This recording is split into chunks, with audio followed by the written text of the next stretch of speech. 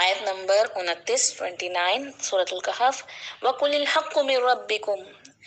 اور آپ صلی اللہ علیہ وسلم کہہ دیجیے یہی حق ہے تمہارے رب کی طرف سے، یعنی کہ یہ قرآن مجید تمہاری رب کی طرف سے حق اور سچی بات ہے، اس میں جو کچھ بیان ہو رہا ہے وہ حق ہے۔ فَمَن شَاءَ فَلْيُؤْمِنْ وَمَن شَاءَ فَلْيَكْفُرْ، تو اب تم جو چاہے ایمان لے آئے اور جو چاہے کفر کر دے، یعنی کہ جو چاہے اس کتاب پر ایمان لے آئے، اس کے مطابق اپنی زندگی گزارے، اور جو چاہے انکار کر دے، کفر کر دے۔ تو لیکن یہ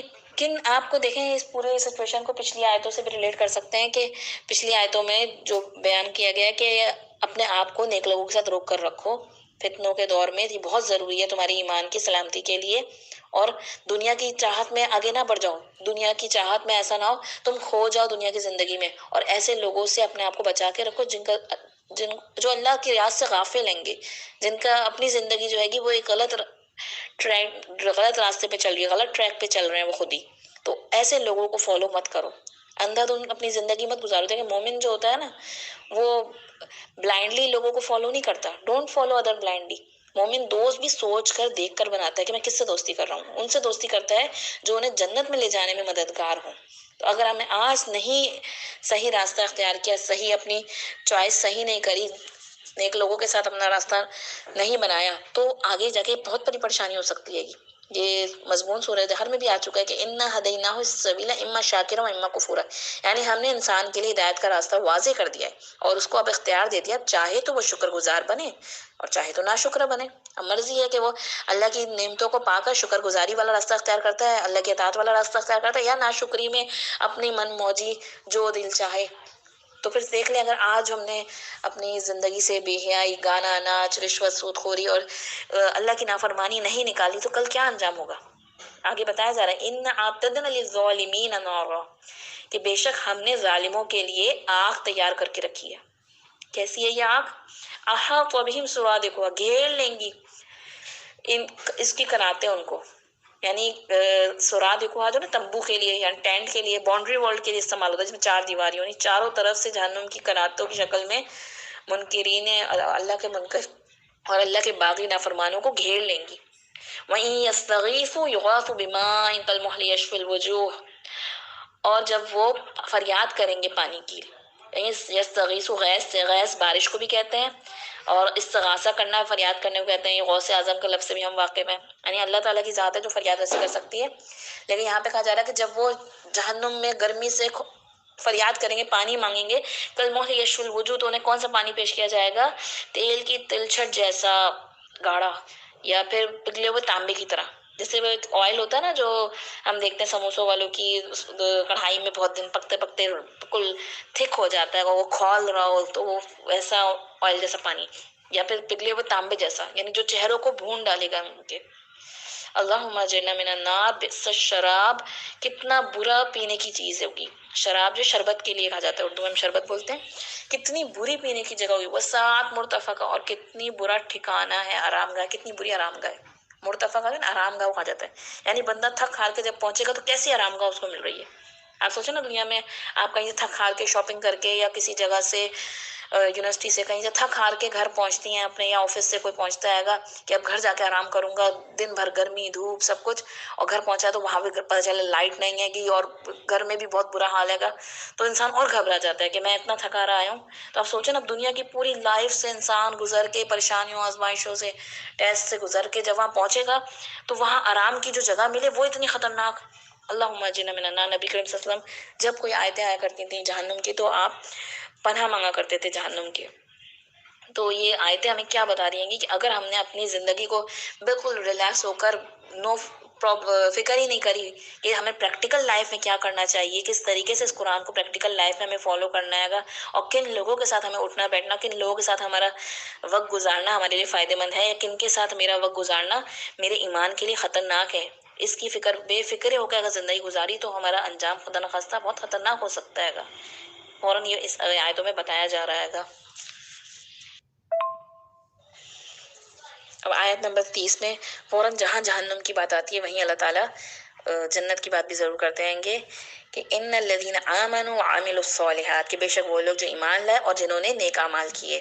ان لا نضیع اجر من احسن عملا، کہ بے شک ہم نہیں ضائع کریں گے اس شخص کے اجر کو جس نے اچھا عمل کیا، یعنی جو احسن عمل کر کے لے کر آئے گا اللہ کے پاس، اس کا عمل ضائع نہیں کیا جائے گا۔ اور احسن عمل کو ہم پہلے بھی پڑھ چکے ہیں کہ ایک تو اخلاص ہونا چاہیے، خالص اللہ کی رضا کے لیے، اللہ کو خوش کرنے کے لیے، کوئی دکھاوا نہیں، کوئی ریاکاری نہیں، کوئی دنیاوی مفاد نہیں، اور دوسری چیز سنت کے مطابق ہونا چاہیے جیسے نبی کریم صلی اللہ علیہ وسلم نے بتایا، تو وہی عمل جو احسن عمل ہوگا۔ تو جو لوگ ایمان کے ساتھ عمل صالح کر کے آئیں گے تو اللہ تعالیٰ بہت قدردان ہے۔ دیکھیں اللہ تعالیٰ سب کو، کسی کو جہنم میں نہیں ڈالنا چاہتا، اللہ تعالیٰ تو سب کو جنت دینے کو تیار ہے گا، لیکن میرٹ کی بیس پہ۔ دنیا میں بھی دیکھیں آپ اتنے بڑے بڑے اس سے گزر کر آتے ہیں گے، تو اللہ تعالیٰ سے ہم کیسے امید کر سکتے ہیں کہ اللہ تعالیٰ کے ظلم زیادتی کرے گا؟ دنیا میں جب یہ چیز پڑھنے والا، محنت کرنے والا اور نہ محنت کرنے والا برابر نہیں ہو سکتا، تو آخرت میں جا کے کیسے دونوں برابر ہو سکتے ہیں؟ تو میرٹ کی بیس پہ تو ہم سب کے اس بات کی نالج ہونی چاہیے کہ نبی کریم صلی اللہ علیہ وسلم نے فرمایا گا کہ تم میں سے ہر ایک کا ایک گھر جنت میں اور ایک گھر جہنم میں موجود ہے، یعنی ہم سب کا اللہ تعالیٰ نے ایک گھر جنت میں، ایک پلاٹ آپ سمجھے جنت میں اور ایک پلاٹ جہنم میں موجود ہے۔ اب یہ ہم پر ہے کہ ہم یہاں اس دنیا میں بیٹھ کے کون سے پلاٹ کی انسٹالمنٹ ادا کر رہے ہیں، کس گھر کو آباد کر رہے ہیں، کس گھر کے لیے تیاری کر رہے ہیں گے، کس گھر کی ہم یہاں سے بیٹھ کے فرنیشنگ کرا رہے ہیں وہاں پہ، اور ہم نے کس گھر کے لیے آباد کرنے کی ہم نے پلاننگ کر رکھی ہے، اور کیا کر رہے ہیں ہماری لائف کس وے پہ گزر رہی ہے گی۔ تو ہم میں سے کوئی ایک گھر کو ہم آباد کر لیں گے اور دوسرا گھر جو ہے گا وہ کسی اور، کوئی اور، اگر انسان جہنم میں پہنچ جاتا ہے اللہم اجرنا من النار، تو اس کا جنت کے گھر پہ دوسرے کو قبضہ ہو جاتا ہے گا۔ یہ تو خیر کفار کے لیے، کیونکہ مسلمانوں کا تو پھر بھی ایک ہے کہ انہوں نے اپنے گناہوں کی سزا بھگت کے پھر واپس جنت میں جانا ہے گا، لیکن ہم میں سے ہر ایک کا گھر دونوں جگہ موجود ہے، تو ہمیں اپنے جنت کے گھر کو آباد کرنا ہے گا، کیونکہ بہترین جگہ اللہ تعالیٰ نے وہ بنائی ہے کہ جس کسی آنکھ نے نہ دیکھی، نہ کسی کان نے سنی، نہ کسی کے دل پہ اس کا خیال گزرا، لیکن وہاں تک پہنچنا آسان نہیں ہے، مشکل راستہ ہے گا۔ نبی کریم صلی اللہ علیہ وسلم فرمایا نا کہ حجبت الجنت بالمکاری، جنت جو ہے ڈھانپ دی گئی ہے مکاری، یعنی کراہیت والے کاموں سے، تکلیف دہ کاموں سے، اس کے راستے میں تکلیفیں ہیں، پریشانیاں ہیں، انسان کو اپنے نفس کے حوالے سے نفس پہ پاؤں رکھنا پڑتا ہے گا، اپنے آس پاس کے معاشرے کے اپوزٹ جانا پڑتا ہے گا، لوگوں کی بہت سی باتیں برداشت کرنی پڑتی، جب ہم دین کی طرف آتے ہیں تو بعض اوقات لوگ بلی کرتے ہیں، موکنگ کرتے ہیں، آپ کو چڑھاتے ہیں، آپ کو طنز و مزاح کا نشانہ بناتے ہیں، وہ سب چیزیں بھی برداشت کرنی پڑتی ہیں گی۔ تو حجبت الجنت بالمکاری، جنت جو ہے وہ ڈھانپ دی گئی ہے کراہیت والی چیزوں سے، تکلیف دینے والی چیزوں سے۔ وحجبت النار،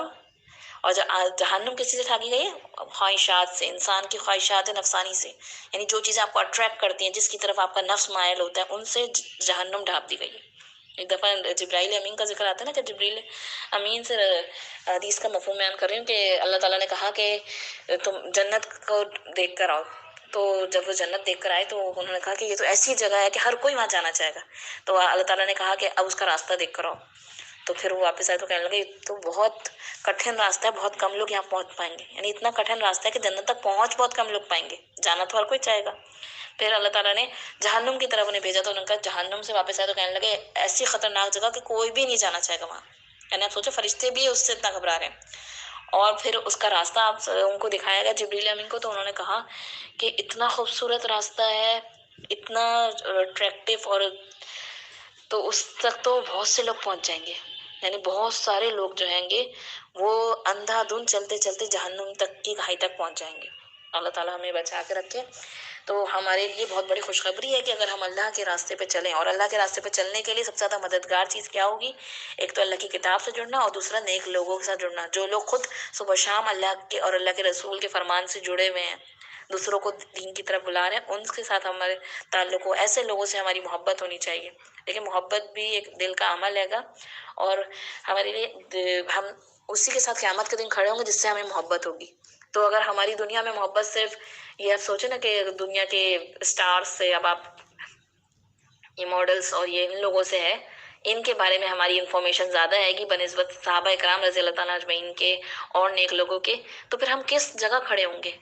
تو یہ محبتیں بھی جو دلوں میں موجود ہیں انسان کی، جو جن کو انسان لائک کرتا ہے، جن کو انسان فالو کرتا ہے، سبسکرائب کرتا ہے گا، تو دیکھ بھال کرنا چاہیے ہمیں، ہم کیا دیکھ رہے ہیں، ہماری تنہائیاں بھی کہاں گزر رہی ہیں، کیونکہ یہ سب ہمارے نامہ اعمال میں تولی جائیں گی۔ آیت نمبر 31 पे तो आयत 31 में अल्लाह ताला फरमा रहे हैं उलाइका लहुम जन्नातु अदनिन तजरी मिन तहतिहिमुल अनहार, तो इन्हीं लोगों के लिए हैं रहने के ऐसे बागात जिनके दामन में नदियां बहती होंगी। यानी ऐसे लोग जो अमल सौले करके आए ईमान के साथ और उन्होंने अल्लाह ताला उनका अजर ज़ाया नहीं करेगा, उन्होंने दुनिया में सख्तियाँ तकलीफ़ें बर्दाश्त करी, अल्लाह के रास्ते में कुर्बानियाँ दी, अपने आप को जोड़ के रखा अपने रब की किताब से, तो अल्लाह ताला ने उनके लिए हमेशा के बागात दिएंगे जिनके नीचे नहरें बह रही होंगी। युहल्लौना फीहा मिन असाविरा मिन ज़हब, अब वहाँ उन्हें पहनाए जाएंगे इसमें सोने के कंगन। यानी आज दुनिया में वो कई चीज़ों से अपने आप को रोक कर रखते हैं, कई कुर्बानियाँ देते हैं, तो उन्हें वहाँ पे क्या पहनाए जाएंगे? सोने के कंगन पहनाए जाएंगे। और देखो यहाँ पे अल्लाह ताला के प्यारे खूबसूरत अंदाज से कहा गया है कि सोने के कंगन दिए नहीं जाएंगे, पहनाए जाएंगे। आप देखें ना, किसी को कोई चीज़ दी जाए, किसी को कोई चीज़ पहनाई जाए, ऐसे होता है ना, अवार्ड आपकी तकरीब होती है और आपको स्टेज पर लाकर उसको पहनाया जाता है, तो मेडल, तो उसकी बात कुछ और होती है। और जैसे एक नई नवेली दुल्हन होती है कि उसको बगैर जेवर खुद पहनाया जा रहा होता है। शुरू में शौहर जो होते हैं वो थोड़े नखरे कर उठा रहे होते हैं, तो ये वही चीज़ है कि वहाँ पे उन्हें सोने के कंगन पहनाए जाएंगे। और ये मर्दों और औरतों दोनों के लिए आता है, क्योंकि एक ज़माना था, आजकल तो नहीं, कि बादशाहों के दौर में कि जो बड़े बड़े बादशाह होते थे तो उनके कलाइयों में सोनों के मतलब बड़े बड़े कंगन हुआ करते थे, और ये एक ठाठ की उसकी निशानी हुआ करती थी। तो वही यलबसूना सियाबन खुदरम मिन सुंदुस व इस्तबरक, और वो पहनेंगे उसमें सब रंग के कपड़े, बारीक रेशम के भी और मोटे रेशम के भी, यानी बेहतरीन लिबास, बेहतरीन क्लोथिंग। भूल जाए आप सारे ये आजकल के डिज़ाइनर क्लोथिंग को, कि रेशम के बेहतरीन लिबास उनको पहनाए जाएंगे, जो बारीक रेशम के भी होंगे, मोटे रेशम के भी होंगे। यानी आप समझे कि उनके अंदर अस्तर भी लगाएगा, ऊपर भी और नीचे भी। आई तो हम जो दुनिया में अल्लाह ताला ने हमें चीज़ें दी हैं उसके मुताबिक अल्लाह ताला ने थोड़ी सी हमें डिस्क्रिप्शन दी है, कि वरना वो चीज़ तो हम सोच ही नहीं सकते जो जन्नत में मौजूद होगी हमारे लिए अल्लाह ताला ने जो। लेकिन बंदे के दिल और दिमाग में जिस चीज़ की भी ख्वाहिशात आ सकती हैं, वो सब चीज़ें अल्लाह ताला ने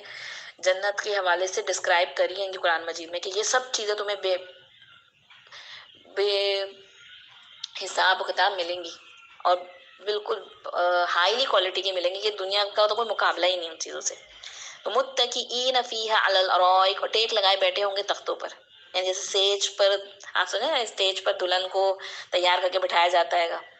और अराइक जो होता है ना, वो कहते हैं कि ऐसे तख्त को जो जिस पर छत हो, कवर्ड हो। आप समझते हैं ना, कि जो जैसे दुल्हन का स्टेज होता है, ऊपर से छत कवर्ड हो, उस पर फ्लावर्स लगे हों, तो ऐसा खूबसूरत से उस पर वहाँ पे बिठाया जाएगा। निअमत सवाब, क्या ही अच्छा बदला होगा, वह हसनत मुर्तफक, और क्या ही खूब आरामगाह होगी। यानी वहाँ पे एक आरामगाह बताई गई थी, वह सात मुर्तफक, कितनी बुरी आरामगाह, यानी कि इतने इंसान तकलीफ़ों परेशानियों के बाद दुनिया की, फिर उसके बाद कब्र की, फिर उसके बाद महशर की, 50,000 का दिन है क़यामत का, वहाँ सब कुछ गुजारने के बाद जब पहुँचाएगा तो कितनी बुरी जगह ठिकाना मिला उसको पुलसरात से गुजरने के बाद। और यहाँ ये कि अब सारी तकलीफ़ों परेशानियों के बाद जब पहुँचाएगा तो बेहतरीन आरामगाह नसीब हो रही है, कि सब कुछ भूल जाएगा। एक रिवायत में आता है कि एक शख्स जो दुनिया में बहुत तकलीफ परेशानियों में रहा होगा, उसे अल्लाह ताला बुलाएंगे, जो सबसे ज़्यादा तकलीफ और परेशानियाँ उठाई होंगी जैसे दुनिया में, उसे अल्लाह ताला बुलाएंगे और एक अल्लाह ताला उसको डुबकी लगाएंगे जन्नत की, और उसको निकाला जाएगा तो उसका चेहरा ऐसा खिल जाएगा, और उससे पूछा जाएगा कि तुमने कभी कोई तकलीफ परेशानी देखी? तो वो कसम खाएगा, वल्लाही मैंने तो आज तक कभी कोई तकलीफ परेशानी देखी ही नहीं, सूझी ही नहीं, मुझे तो कुछ याद ही नहीं। यानी वो एक डुबकी जन्नत की जो होगी वो सब कुछ भुला देगी।